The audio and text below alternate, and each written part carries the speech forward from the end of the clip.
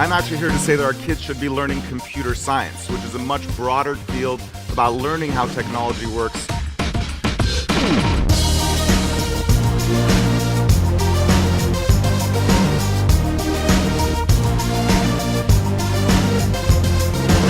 It's not just about the jobs you can get or the salaries, it's about learning that if you build something, you have a dream.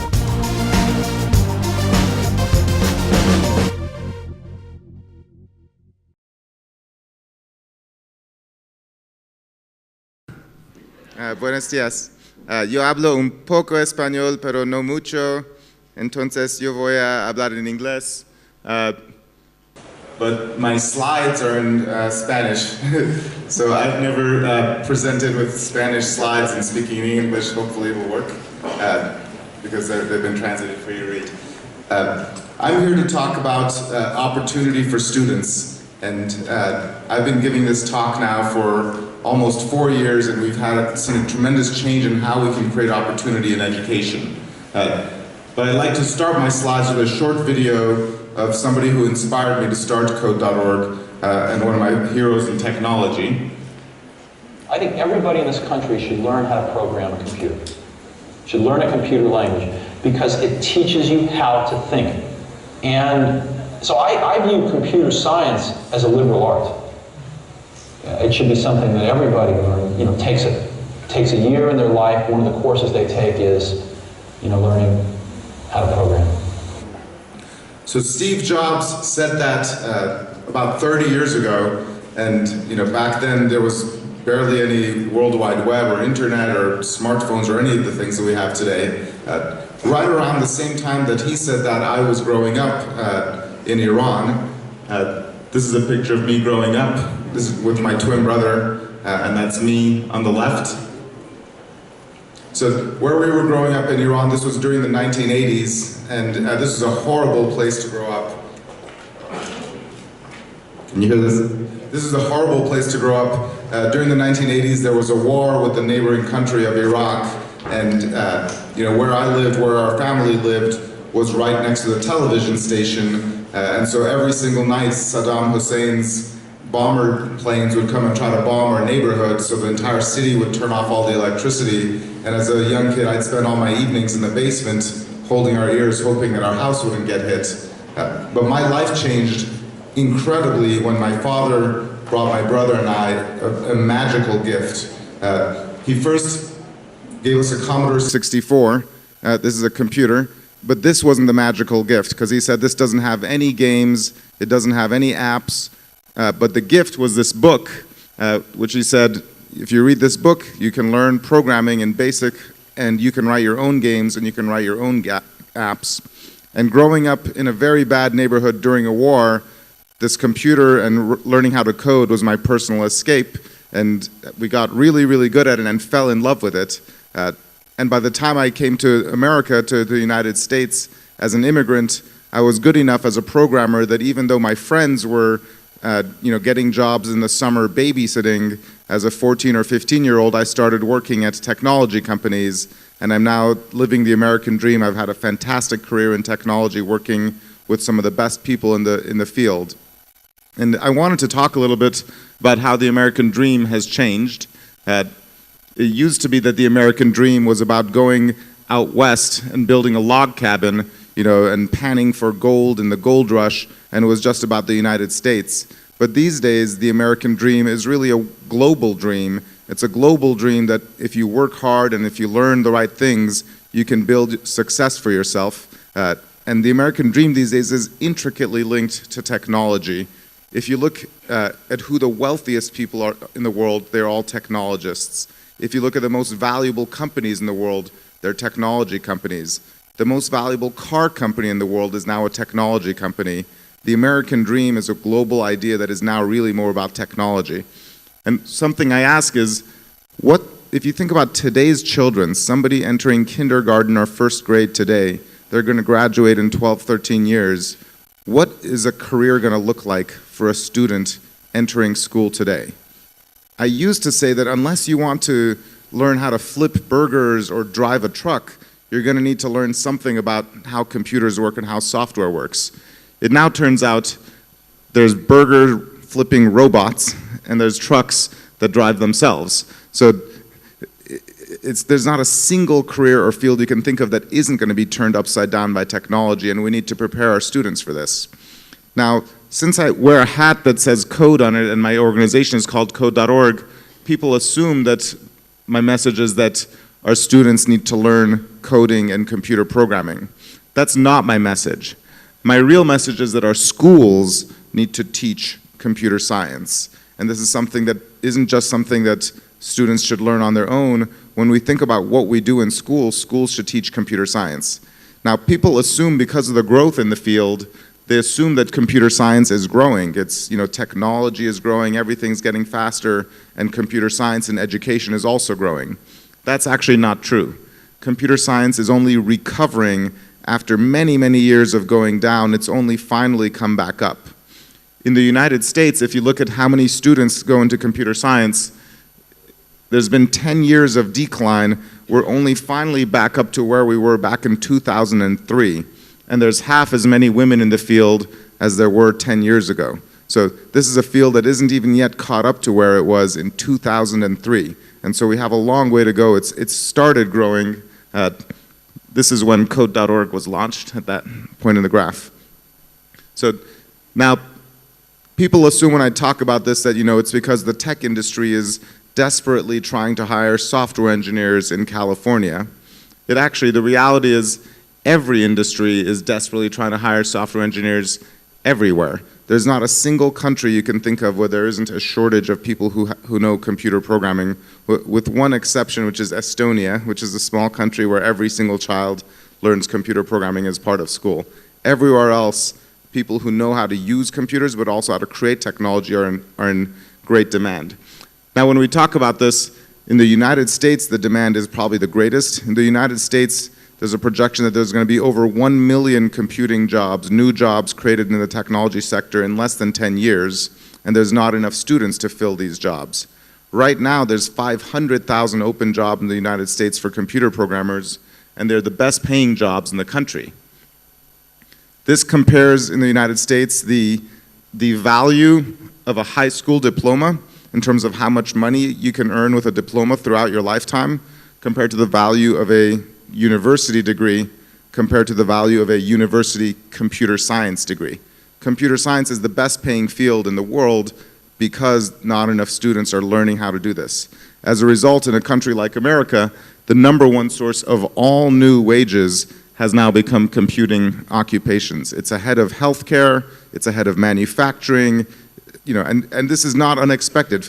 100 years ago, the #1 source of wages was farming. Back when America was a farming country. At this point, America has already changed in terms of the new growth in the country. It's around software and computers. Now, when we talk about this, people regularly think we're talking about the STEM problem. STEM, science, technology, engineering, math is very important. But really, the STEM problem is a computer science problem.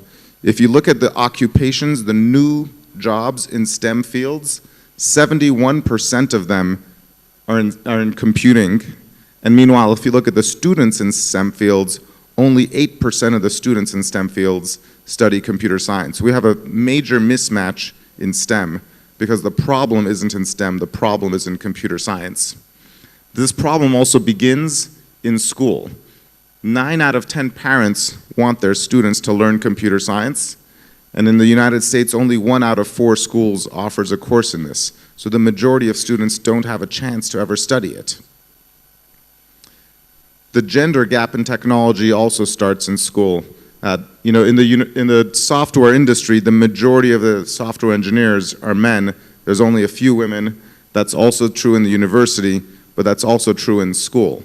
Now, if you consider that only 1 out of 4 schools teaches computer science, this is really actually what the picture looks like in school, and as a result, this is what the picture looks like in university, and as a result, our software workforce only allows in about 1/4 of the people who could even have a chance at doing this because they never learned it in school. Now, I talk about this and people say, that's great, but how are we going to change school? We need schools to teach the important basic things like English and math and science, and we struggle to teach those well. And shouldn't school be focused on the things that, on the basics? I love talking about this.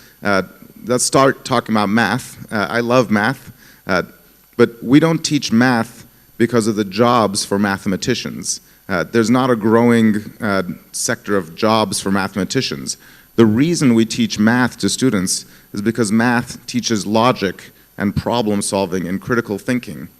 Now, if you think about it, computer science also teaches logic, problem solving, and critical thinking just as much as math. As an example of this, I love to compare two pictures. This is a picture of the first computer that was built. This computer was built in 1943. Now compare this to this picture. This is a picture of the first computer programmer. Her name is Ada Lovelace. She wrote the first computer program 100 years before the computer was even built. So what she was doing is creating an algorithm. She wasn't using technology. She was solving problems and doing the same kinds of critical thinking that you do when learning math. And in fact, you can teach mathematical concepts to kids in computer science, and they enjoy it much more. So for example, let me give you an example of a mathematical concept that you learn in math, functions and variables. Students learn functions and variables, f of x, in algebra in 8th grade. Using computer science, you can teach the same concepts to students as early as 5th grade. And people think 5th grade, well, computer science in 5th grade, isn't computer science something you should teach in university or high school? We've now shown millions and millions of kids can do this even as early as kindergarten, but I want to walk you through an example of what a 5th grade learning about a function looks like. This involves a song, and in America, in the United States, there's a song called Old MacDonald's Has a Farm. I've been told the Spanish equivalent of it is Tío Granjo tiene un granjo del tío Juan, I think. But anyway, this is a song that's very repetitive. It's a very long song. It's infinitely long because it repeats itself each time with a different animal name. And if you wanted to write down the words of this song, it would go on forever. But with a simple computer program, you can write down the words using a function. So these are the lyrics of the song, and all you need to provide is the name of the animal and the sound of the animal, and then that function defines what the lyrics of the song are. And finding the pattern in the lyrics of the song is just like mapping functions and variables, and is similar to what you do in math as well. Now, this is an example which doesn't involve writing something down on a computer, but when you're writing computer programs, you're similarly finding patterns and mapping functions and parameters and variables in a way that's much more fun. So the other reason to teach computer science from a standpoint of math is data so far shows that students who try computer science improve at their math skills. If you compare students who are at the same math level in 9th and 10th grade, and then some of the students take computer science and some of them don't, by 12th grade, the ones who took computer science are doing better at their math skills in calculus or in statistics. So now we don't know that it's the computer science that made the difference, but the kids who take computer science do better when it comes to math. Now let's also talk about literature. Why do we teach literature? It's not because people need to get jobs in literature.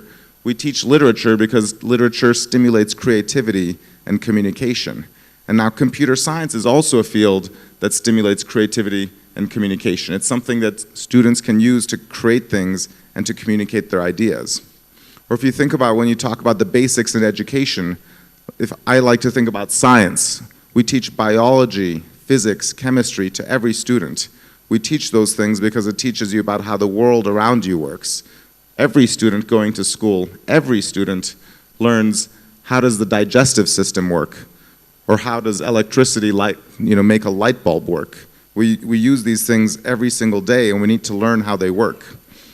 In the 21st century, it's equally foundational for every child to understand how do computers work, how does the internet work. It's just as important for students growing up to get a sense of what is an algorithm. My slides are coming. What is an algorithm, or how does the internet work? I like to joke that today's students, they're using algorithms and the internet more often than they use their digestive system. And they need to have a chance to go to schools that teach both of those things. Now, amongst teachers in the United States, the majority of teachers believe computer science should be required for every single student to learn. And they think this is just so important that it must be a required part of education.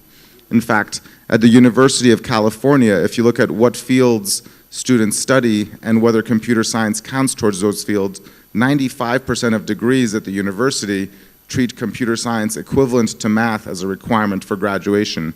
That's how foundational it's become.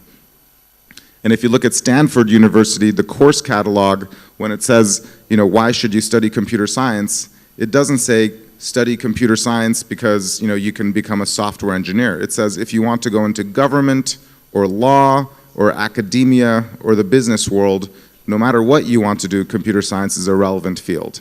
So people think it should be required, but I regularly get asked, why should we make this a requirement for students? Shouldn't students get a chance to do what they love? Shouldn't students go to school and just have a chance to build and do things that they really enjoy doing? And I say, absolutely, we should give students a chance to do what they love. Yesterday we saw Sugita Mitra talking about how school is boring kids to death, and they don't like taking exams, they don't like memorizing things that you can learn from the internet. But one thing that students really love is art. Students love art because they get a chance to create things, they get a chance to use their imaginations. And for the same exact reasons, students love computer science, because computer science lets the students create things and it lets them use their imaginations. I want to show a few quick animations of things created by young students on code.org. This is an animation made by a fifth grader, a fifth grade student, just using very simple drawing commands in a loop and turning around with angles. The same concept moving up from 5th grade to 10th grade. Here's a different animation made by a classroom of 3 students working together. And this animation, they're literally saying draw a circle here, draw a square over here, draw a line over here, and they're writing the code to create an animation. And whether it's creating animations or stories, interactive applications, or even complicated games, this is a game made by an 11th grader. When students get to create these things, especially when they can include brands that they love, so for example, brands like Star Wars or brands like Minecraft, students love playing with this stuff. It feels like play to them, it doesn't feel like school. And at the same time, they're learning mathematical concepts, they're learning not just how to create, but they're learning how to problem solve. So there's an amazing study they did in the United States asking students, what subject do you like the most? And the number 1 subject they said was art. The number 2 was performing arts, which is music and dance. Number 3 favorite subject is computer science. This is amazing because when I started talking about computer science, the reason was because there's so many jobs and people say, oh, should let kids decide what they want to do. If you ask kids what they want to do, they want to study computer science because they want to create things. At this point, I feel that teaching computer science in our schools is one of the most important things we can do for our children because it leads to the best paying careers. It's the future of where the entire world is going, and they love it. And why is it that our schools don't teach this field if it has all these benefits? The real question is, can our schools evolve? Can the education system evolve? And when we started Code.org 4 years ago, everybody told me, okay, that's great, but the schools aren't going to change. The school system, we've taught the exact same things that we've been teaching for 200 years, and we're going to keep teaching the same things for the next 200 years. And I thought, there's no way that we will continue teaching the same things in 200 years. The world is changing, and if there's one thing that's changing the most right now, it's technology. And the reality is, the education system does evolve, and it has evolved. When school started many thousands of years ago, this is how we would teach math. We would teach math with a device called an abacus. Does everybody here know what that is, an abacus? How many people here know how to use that?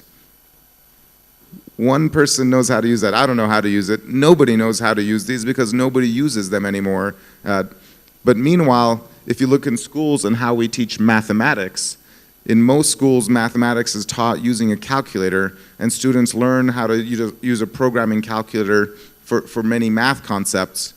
But the reality is, nobody in the real world uses calculators anymore. You know, if you looked 30 years ago, everybody had a calculator on their desk. Today, nobody uses a calculator. And in 20 years, people will say, what's that? You know, you use your smartphone, or you use your computer, you use a spreadsheet.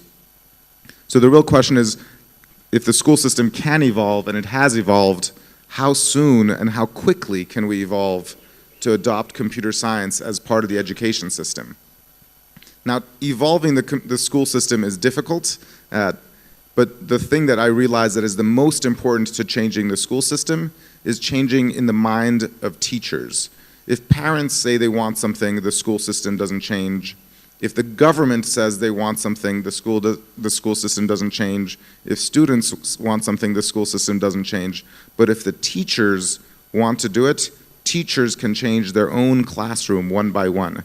And the way we started convincing teachers that this is important, actually teachers didn't need to be convinced that it's important. Every teacher knows that technology is important. What they didn't realize is that my students can do it in my classroom. The 9-year-old girls can learn coding.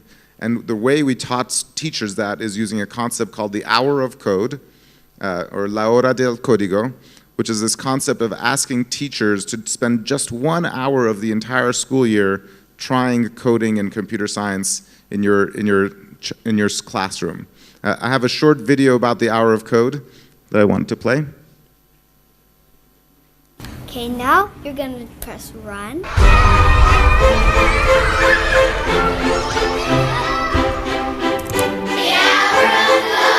This is so cool! Hour of code. The hour of code. Todo aprendes. Ja programy ako. Your teacher says you guys are into it. We are. It's very awesome. Code.org has partnered with 30 public school districts across the country, including New York, Chicago, and Denver, to provide lessons in teacher training and writing. The largest education events in history. Organizers set what they called an ambitious goal of reaching 10 million students this week. Almost 15 million signed up. This week, I'm proud to join the students, teachers, businesses, and nonprofit organizations taking new steps to support computer science in America's schools. I ran an hour of code. It was easy to do. I got it. They've been so excited about it.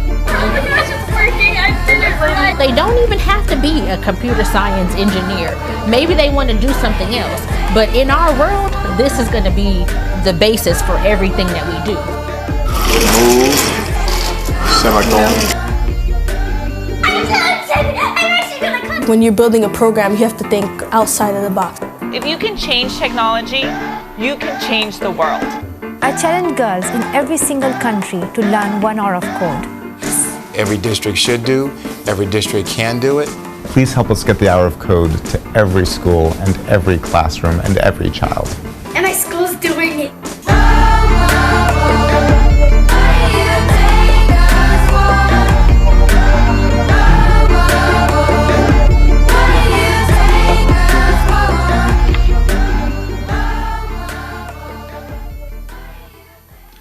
So we put that video out about 2 years ago, trying to get the hour of code to 200 million students. And now just 2 years later, I just checked the counter, and as of this point, the hour of code has gone way beyond anybody's imaginations. Over 400 million times the hour of code has been done by students globally. And what's most exciting about this for me is that 49% of the students are girls. In a world where technology is dominated by white men, the girls doing the hour of code are completely changing the face of technology. If you look in the tech industry, it's all men. If you look in schools and who is doing coding, it's now balanced. Because if you put something in the classroom, every kid goes to school. And if teachers put it in the classroom, access is available for everybody. This has really become a movement by educators. People ask, how did you get the Hour of Code to be so big? Was it because President Obama talked about it, or because Malala talked about it, or so on? The reason the Hour of Code has been such a success is because educators love it, and teachers understand that this is important. I like to joke that this is a picture of the teachers doing the Hour of Code each year. It's actually a rock concert. However, if you look at what's in that picture, the number of teachers doing the Hour of Code is 1,000 times what you see in that picture. It's unbelievable to think how many teachers have hosted in their classroom an Hour of Code, and as a result, we've reached 1 out of every 10 students in the entire planet. In every single country on earth, students have done the Hour of Code. 10% of all students have now done this thing that only started as a small idea 4 years ago. I think I have a graph in Chile. L'Hora del Código has been organized by an organization called CODEA with hundreds of ambassadors around the country, thousands of schools participating, and over 1 out of 10 students in the entire country have now done the Hour of Code. And as a result of that, we're now, in this country, CODEA is looking at training teachers to go beyond an Hour of Code to teach more and more computer science as part of the school. And this is something that's not just happening in Chile, it's happening all over the world. The reason this happens is because after you do an Hour of Code, students and teachers realize that they can do this. So the Hour of Code is just a start, and it's been the best start for introducing a new field. But when I talked about it, I said, how can you evolve the education system? 1 hour isn't enough. We don't teach 1 hour of math. We don't teach 1 hour of biology. We teach those for years. So the only reason to teach 1 hour of code isn't because you become a software engineer or a computer scientist in 1 hour. It's because in 1 hour, the teacher realizes that I can do this in my classroom and my students love it. And once they realize that, they want to teach more, and the students want to learn more, and that's how the school system changes. If you look at what's happened in the last 4 years since Code.org started, and this is just in 4 years, think about how quickly can a school system worldwide change. In the United States, all of the largest cities have said, we're going to teach computer science in every school. So New York, Chicago, Los Angeles, Oakland, Miami, every major city in the United States has said, we're going to add computer science to the curriculum. 56,000 teachers have had the training to teach computer science. 20% of all students are using computer science. 31 out of 50 states in the United States are changing their curriculum. But now this isn't just in the United States. 11 countries around the world have changed their national curriculum to include computer science. And those countries include, countries you might expect, such as South Korea and Japan, or the United Kingdom and Australia, but they also include Saudi Arabia and Italy. When I talk about it here, I always mention Argentina is already ahead, making computer science part of the national curriculum. This is something that countries can do, and the reason they can do it is because the interest is there now among the teachers, and the teachers don't reject it, the teachers actually want it. The teachers themselves want to learn computer science so they can teach computer science because they recognize that it's the future. That much change happened in just 4 years, and it happened because teachers believe and teachers want this to happen. If we look at what happens on Code.org, Code.org has now become the most popular way students learn coding, and the Code.org platform has a perfectly balanced student body of 18 million students just on Code.org. It's the most popular way to learn how to code, and our students are 45% girls, they're 49% underrepresented minorities, and most importantly, 48% of the students on Code.org, or 47% of the students on Code.org are students who can't even afford lunch. They're the poorest students in the world, and these are the students that are learning to code. These are students, because of their teachers, are having access to opportunity.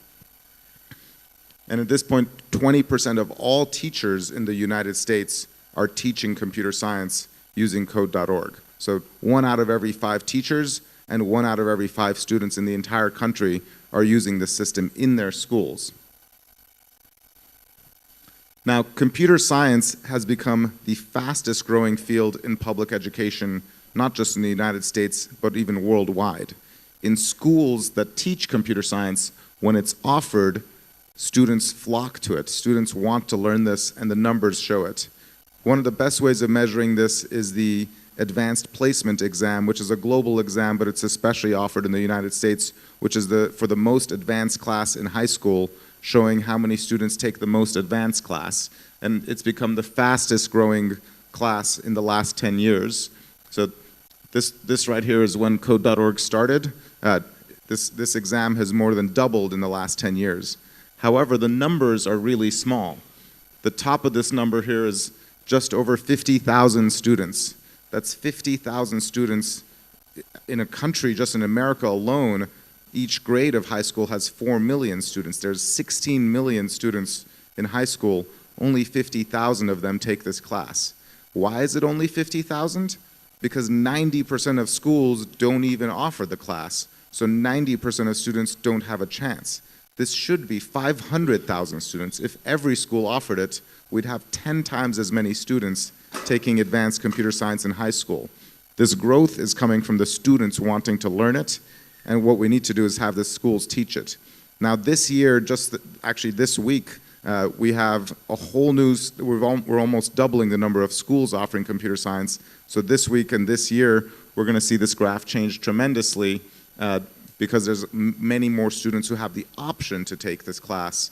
And we don't know the numbers that are going to come out this year, it's just going to finish this week, but we expect it'll almost double what it was just 1 year ago because of offering computer science in more schools.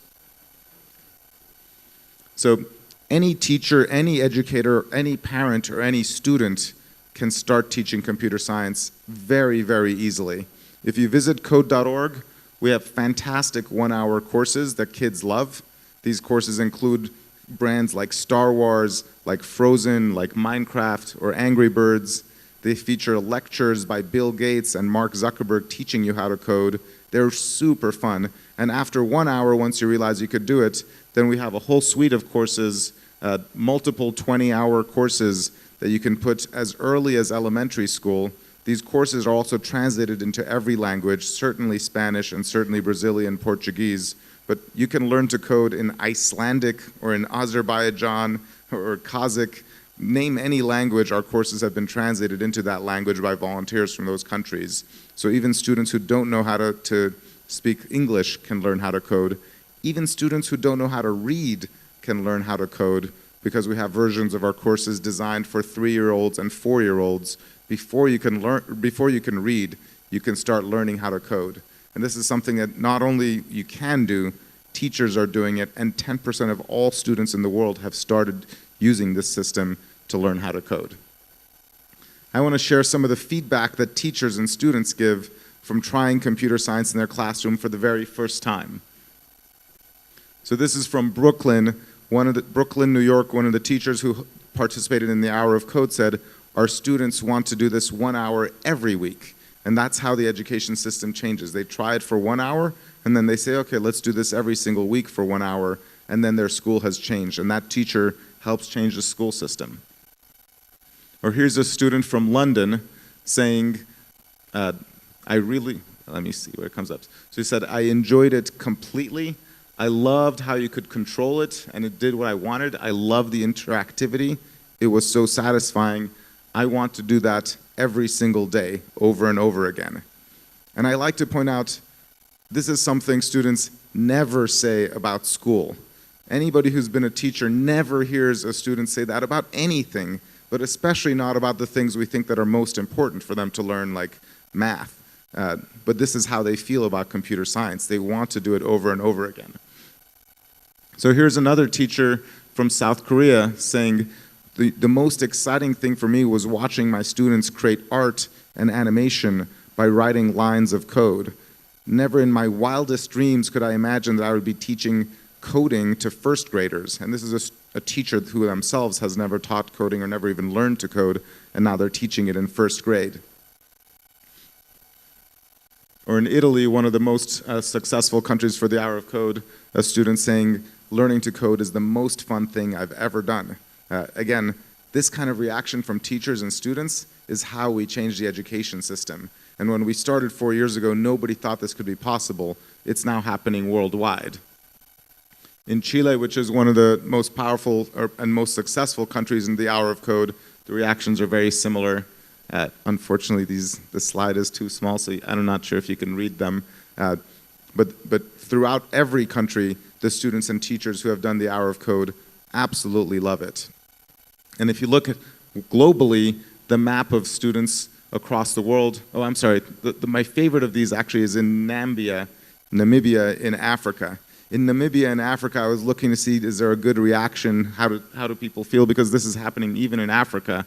And in Africa, they said, you know, our students love the Hour of Code, but we're actually doing a study to integrate this into the national curriculum. So, and think about it, if students in Africa are considering adding this to a national curriculum, certainly every other country can do that. And certainly Chile of all countries can do that, given how many advances there are here in the technology sector. This is now a picture of everywhere around the country, everywhere around the world that teachers and students have done the Hour of Code. This has been a complete global success, and the result of that has been at least 11 countries and many, many cities changing their entire education system as a result. They started by doing 1 hour, and it went to the teachers realizing how fun it is, the students realizing how fun it is, and then a complete change in the national curriculum in over 12 countries and over 30 states in the United States and over 120 of the largest cities. There's now also a clear framework when school districts or countries want to decide how do we change the national curriculum. Then you have to get into the real education question of how much should we teach, what should we teach in what grade, you know, what are the concepts that are important. But there's now even a framework for doing that. All of the top universities and school systems and experts and nonprofits came together to create actually a framework for teaching computer science in K through 12. And this framework talks about what are the concepts that need to be learned, what are the practices that need to be learned. This is similar to standards of education and curriculum in other fields. And coding and computer science used to be just sort of this experimental thing you do on the side with, you know, computers and robots. Now there's a complete framework for how it should be taught in the school system, starting in elementary school and primary school, all the way through secondary school. And this framework has been endorsed by the largest technology companies, Microsoft and Google and Amazon, all saying this is also the important way that we should teach computer science. So any country that wants to embrace computer science at the curriculum level has a blueprint of how it should be done and what amounts should be taught at what grades. So this movement, for me personally, has been an incredible journey. I think about myself growing up in Iran, learning how to code on my own. Back then, never did I even imagine that I might one day live in the United States and have a great career because of what I learned on my computer. But what's been even more unimaginable is to think that the learning that I did is something that with a good idea could be spread not from just from one person to another, but from one person to 100 million students. 1 out of 10 students on the entire planet has learned coding on a platform that just got built only 4 years ago. This has been an unbelievable journey for me, but this journey has only been possible because of passionate educators and supporters. In almost 100 countries, there are organizations like Codea in Chile that have been spreading this movement, and as a result of that, over 500,000 teachers globally are now teaching computer science in their classrooms. And when 500,000 teachers want to do something, that's how education systems change. And those teachers have now brought on the support of parents, students, nonprofits, and all the businesses that are supporting this throughout the world. And I want to thank all of them, but especially the teachers, the educators. Thank you for helping change our world. And that's it.